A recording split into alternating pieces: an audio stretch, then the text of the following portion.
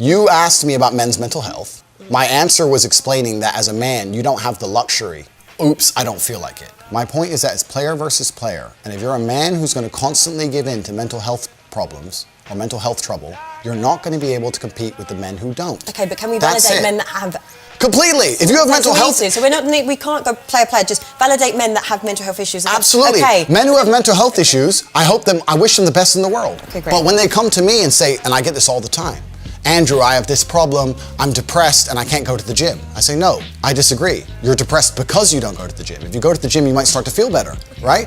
I'm saying you can't sit as a man and afford the luxury of saying, I have a mental health issue today, I'm sad today, I'm stressed today, I'm emotional today, I can't work, because you will lose against the men who don't do that. And the male world is more competitive than you could possibly imagine. And it's the women who pick the winners. So I find it very interesting that a woman sits here to me and says, no, men are allowed to sit around and do fuck all and feel sad. And those are the men they ignore when they DM.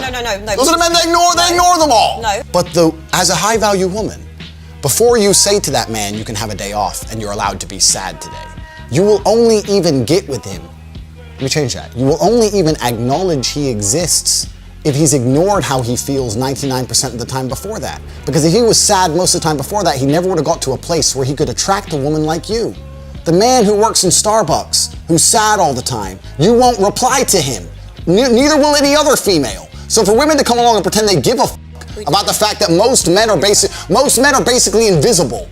There is not a female on the planet who's invisible today. You can be a 4, overweight, fat, you'll still go to the club and get attention. 99% of the men go to the club and nobody even fucking talks to them. If they try and talk to a girl, they get blanked and ignored and told to Most men are absolutely and utterly invisible. This is the truth about masculinity, right?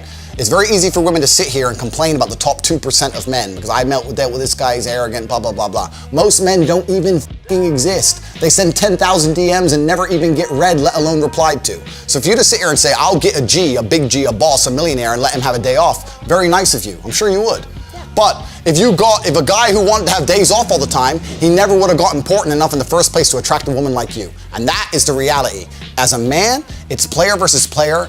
It's ultimately competitive.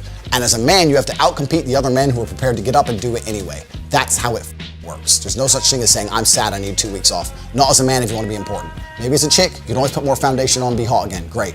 Not as a man. If you want to be important as a man, you have shit to do. You have duties. This is how it exists. This is how it's always been.